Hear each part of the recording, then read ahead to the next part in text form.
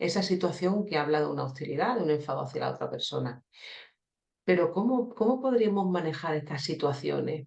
Porque, claro, el enfado, ¿de qué está hablando en nosotros o de qué habla de las situaciones que tenemos con las relaciones con los demás? Porque a veces vemos que incluso es desmedido o no tiene relación exactamente con la persona con la que estamos. A veces como una transferencia, como si desplazamos el enfado que tendría que estar puesto en otro lugar y lo desplazamos ahí. Y por otro lado, también me parece que hay una idea errónea que a veces uno cree que le tiene que soltar todo al otro, que le diga por qué está enfadado, cuando está enfadado, como una cosa de catarsis, ¿no? Sin filtro, sin elaborar esa situación. Sí, me Y a veces parece uno que puede eso llegar, está un poco de moda, esa cosa sí, de decir, hay que decir al otro cuando no estás contento, cuando no está contenta. Y claro, eso no me parece para nada tiene que ver, ¿no? Porque lo que tú acabas de decir, yo creo que estoy enfadada con Pepito, pero no es cierto. Que lo que hizo Pepito me molestó, sí, pero en otro momento, si yo ya no estuviese enfadada, lo de Pepito ni lo veo. claro. Me pasa desapercibido, o no me detengo, o no me produce nada. Mm, Entonces, ir a decir a Pepito que yo estoy enfadada porque ha movido la planta del lugar, es porque se ve que soy yo la que tiene un problema y no porque en la planta es un detalle, aunque sea una cosa más importante. Da lo mismo. Digo que aprender a decir las cosas solamente subraya, mira, me gustaría que pusieses esa planta del otro lado, pero bueno, si no se puede, no se puede. Es que la realidad es la que manda. Uno tendría que poder pensar en eso. La realidad es la que manda. Es decir, que uno que manda. Después me acuerdo de la frase que dice, no te dejes someter por la realidad, ¿no? Es ajá. decir, que no hay que derrumbarse frente a la realidad. Sí, pero a mí me parece Pero es la realidad, es decir, que yo no me puedo enfadar cada vez que la realidad no corresponde a lo que yo soy pero ahí o viene el lo que yo quiero, ¿no? Es decir, que yo me enfado porque la realidad me presenta una cosa diferente a lo que yo esperaba o a lo que yo quiero. Y entonces esos son los niños, eso es cuando tengo 3 4 años, ¿eh? claro, pero ahí está la cuestión, que uno también genera la realidad y genera la relación. Entonces, lo que habría que hacer, ahí viene el psicoanálisis, lo que habría que hacer también que las cosas tienen una interpretación diferente. Si eso se repite en el tiempo, igual uno ocupa una posición un poco de sádico, por así decirlo, el otro que quiere recibir castigo, que a veces son unas relaciones en las que hasta que no te da donde te da y no saltas y no le da, no para, ¿no? Que a veces es como una relación que es un tira y afloja en esas situaciones continuas de provocar situaciones donde siempre están en el mismo punto, ¿no? Que puede ser una forma así como más primitiva de relacionarse con el otro, que hasta que no lo pongo, lo saco de sus casillas, no paro, ¿no? Y Bueno, puede pero haber sí, situaciones. así parece que tengo poder sobre él. Sí, sí, a veces son como una cosa de poder, ¿no? Y entonces, por ejemplo, en el hecho de que se dice que esa catarsis, ¿no? Que uno tiene que decir todo lo que piensa, que tenga que ser sincero, que tenga que soltar cuando está enfadado, ¿no? Que claro, es conveniente que soltemos todo lo que nos pasa, sin filtros, decirle al otro lo que te molesta, lo que no te molesta, por qué estás enfadado. ¿Es necesario? Bueno, cuando hacemos eso, le entregamos, le decimos, mira, yo soy sensible a eso, así que cada vez que quieras enfadarme, le das ahí al botón. Nos entregamos, ¿no? Desvelamos nuestros puntos débiles. Se lo damos y decimos, estoy en tus manos, haz lo que quieras de mí. Entonces, no, hay que protegerse porque la gente no siempre quiere mi bien, que a veces le gusta darle al botón donde yo me enfado. Ajá. Claro, Y y también. entonces, claro, si yo le enseño todo lo que me molesta, pues le estoy diciendo, mira, soy toda tuya, Ujú. haz lo que quieras de mí. Si quieres cada vez que quieres que me enfade, molestarme, pues ya te he dado el poder. ¿No? Y Después dice, claro, uno da el poder al otro, ah, porque decir todo lo que me molesta, del mismo modo, decir todo lo que me gusta, tampoco conviene, porque el otro también dice, no te lo doy más para castigarte, porque no te has portado como yo quería. Entonces, eso que me habías dicho que te gustaba, pues ya no lo hacemos. ¿no? Es decir, que hay que tener un poco de matiz, no hay que revelar todos los secretos, todo lo que nos gusta o no nos gusta, porque se lo entregamos al otro. Entonces no conviene, hay que ser discretos, hay que aprender un poco la discreción, no justamente ir diciendo que ya sé que estamos en una época donde la discreción no existe, que todo el mundo enseña todo ya, ¿no? Que es como somos muy exhibicionistas, exhibicionistas. Sí, pero uno mismo tampoco hay momentos en que tiene unos gustos y luego tiene otros que Además, ni siquiera nos conocemos. Además, también me parece a interesante, nosotros mismos. sí, claro. Y también me parece interesante, por ejemplo, en la cuestión laboral, ¿no? Que también creo que una señal importante es separarnos de los afectos, que no entremos en escalada, porque lo vemos muchas veces en trabajos que son de cara al público, donde viene el cliente enfadado, donde cualquier cosa aprovecha para soltar todo lo que trae de otros lugares, ¿no? O de sí mismo. Y claro, es interesante porque dependiendo de la palabra que tú le digas, esa persona se puede llegar a enfadar más. O si tú te pones a recibir todo eso que trae la persona. Entonces, es como dar cuenta que no es exactamente a mí a quien me lo está diciendo, que lo puede traer ya en sí, de otros lugares y me lo está soltando a mí, me lo está desplazando a mí. Entonces, un poco marcar la distancia y vemos que muchas veces uno se puede sentir afectado por eso y ponerse en el centro de eso que se está generando ahí, cuando no es realmente a ti, ¿no? Entonces, hay que tener cuidado porque muchas veces hay personas que están agresivas y si uno se pone en medio, puede llegar a recibir, ¿no? Ahí está esa cuestión que ahí se pone un poco uno de masoquista, ¿no? Porque, claro, hay gente que va pidiendo a gritos que se ponga alguien en medio para darle, ¿no? Entonces, Otra, sí, por favor. claro, entonces uno se tiene que Sígueme. preguntar qué está en juego en mí también cuando yo me pongo en ese lugar, ¿no? Cuando me pongo en el lugar de recibir o cuando se repite esa situación una y otra vez.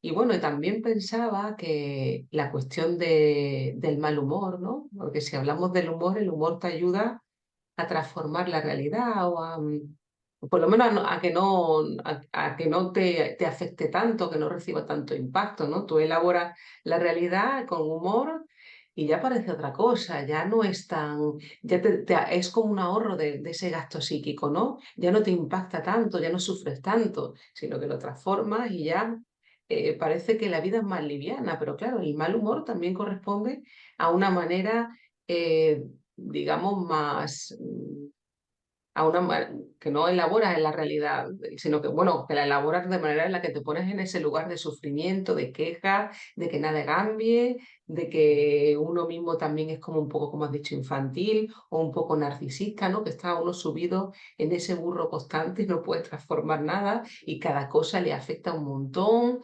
y quiere que las cosas sean como pasan en su cabeza, ¿no? Y al final termina siendo una persona digamos que también un poco aislada, ¿no? Porque a ver quién aguanta a alguien que esté siempre de mal humor, ¿no?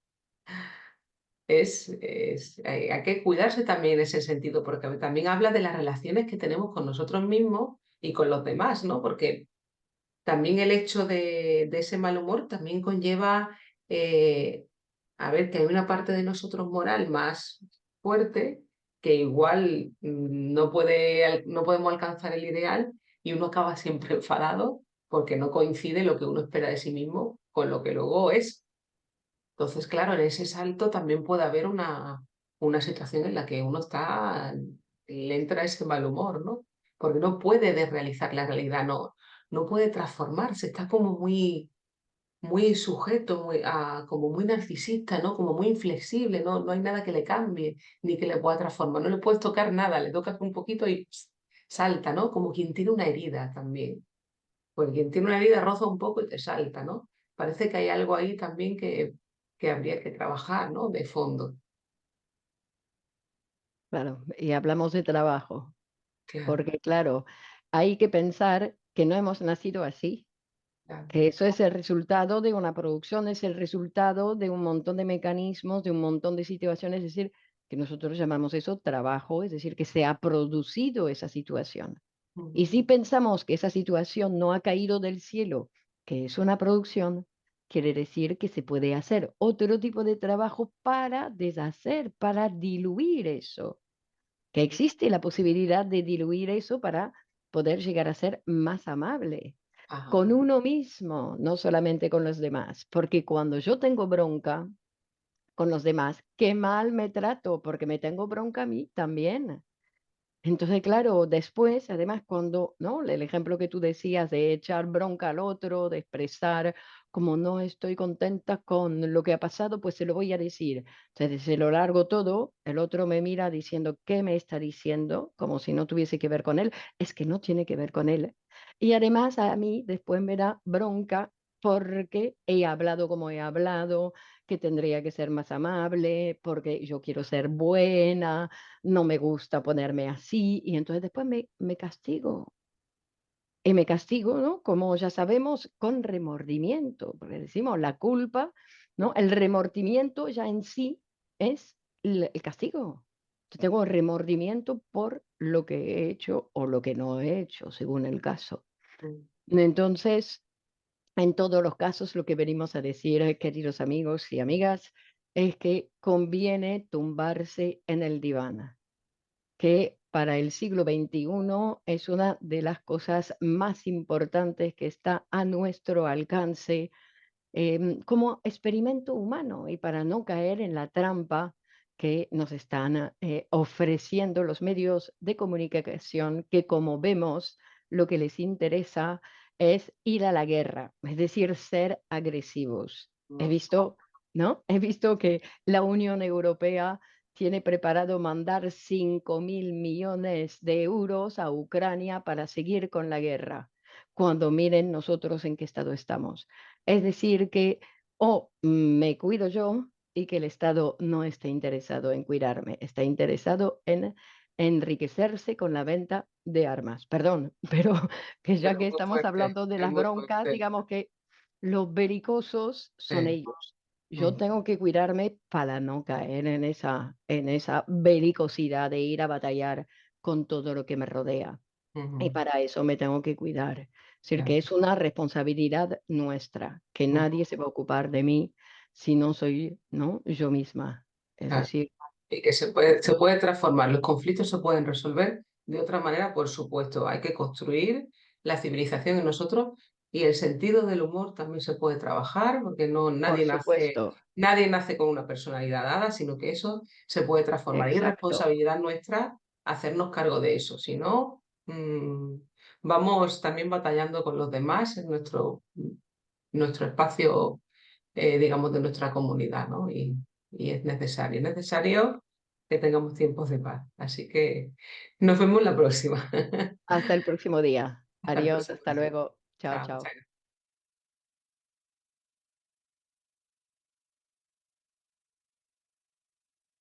y poderme enamorar. Buenas, estamos en nuestra sección de Horizontes donde traemos textos importantes, también a veces poemas, ¿no? O historias o reflexiones para ayudarnos en el programa de hoy. Os he vuelto a traer este libro que es Entrevista dispersa de Miguel Óscar Menasa, que como sabéis es el director de la Escuela Grupo Cero, y donde vamos a establecer en ese diálogo acerca de un cortometraje que se hizo, bueno, Miguel Óscar Menasa también es cineasta, también ha hecho cortometrajes, películas, y fue una pregunta que se hizo en una de sus proyecciones en el público, y él respondió y habló acerca del amor y de las relaciones. Vamos a ver. Dice: hay que vivir el presente, planificar el futuro, porque si no hay planificación del futuro, tampoco hay goce, porque no hay ningún estado, no se conoce ningún estado actual que piense la felicidad del ciudadano. Por lo tanto, si el ciudadano no proyecta su futuro, no puede ser feliz. Es decir, que la felicidad es un trabajo, es la realización de un trabajo en conjunto entre dos o más personas. Y si no, no hay felicidad. No hay programa de felicidad en ningún estado del mundo. En la sociedad del confort es donde existe la mayor tasa de suicidios. Esas son las sociedades del confort, que ahora ya no son tampoco las sociedades del confort, porque se han venido abajo. El dinero es de quien lo piensa. Usted me dice: no, pero el trabajador. Hay trabajadores que pueden pensar el dinero y no sufren tanto con su salario pobre. No son pobres, aunque el salario sea pobre, y en cambio hay ricos que son pobres. Quiere decir que el dinero debe ser pensado, y si usted no piensa el dinero no lo piensa usted, que es una cosa terrible. Es así con el amor, con el deseo, con el goce, con el sexo. El sexo trajo el SIDA, el sexo no pensado trajo enfermedades terribles, así que el sexo debe ser pensado, el amor debe ser pensado. Y después, la primera pregunta sobre el amor. A mí siempre me llamó la atención esa pregunta. ¿Qué decimos cuando decimos que amamos? Por ejemplo, estar enamorado es terrible, porque estar enamorado es más que amar. Estar enamorado es meterse al ser, al amante, dentro de uno, y representa el yo de uno mismo, el amante. Por lo tanto, en realidad, estar enamorado es el grado de esclavitud máximo. No existe un grado de esclavitud ni entre los antiguos esclavos que sea tan grande como el enamoramiento. Una definición del amor es darle lo que no tengo a quien no es. Por ejemplo, a la mujer no le tengo que dar el sexo masculino, le tengo que dar el sexo femenino, que es lo que no tengo y no soy. La mujer al hombre no le tiene que dar el sexo femenino, le tiene que dar el sexo masculino, que es lo que ella no tiene y no es. Esa es una metáfora bastante posible del amor. En cambio, el enamoramiento es una ceguera. El enamorado es celoso, es paranoico, es envidioso. El amor es libertario. Si yo la amo a ella, lo único que ambiciono es su felicidad. No me importa si es conmigo, con Dios, no me importa. Me importa que sea feliz. Eso es el amor por los hijos. Me importa que mis hijos crezcan libremente, hermosamente y de manera grandiosa. Conmigo o sin mí, ese es el amor. En cambio, en el enamoramiento, mis hijos no son mis hijos. Tienen que tener la educación que yo tengo, tienen que vivir como yo vivo. Es insoportable. Muy bien, pues por hoy terminamos el programa, pero seguimos en el próximo. Así que les espero para la siguiente. Muy bien, muchas gracias. Y poderme enamorar.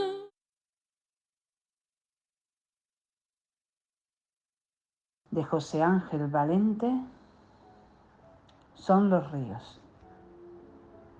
No te detengas, sigue, no vuelvas la mirada, no podemos volvernos. Todo lo que ya ha muerto me alcanzará ahora. Como el agua primera del descenso de un río, me sigue cuando he ido arrancando a mi paso, cuanto he desagajado, cuanto he ido muriendo. No vuelvas la mirada, no te detengas. Baja en la oscura corriente mi cadáver de niño, un rostro entre la sombra, el caído silencio de aquel amor, aquella rota imagen del sueño. No podemos volvernos. Ellos siguen mi curso seguro, con su opaca tenacidad de muertos. Pero tú, ven conmigo, nunca vuelvas los ojos, saltemos ciegamente hacia más y más cauce, hasta que el tiempo aquiete sus pasos en la noche y cuanto nos seguía, al cabo, nos alcance.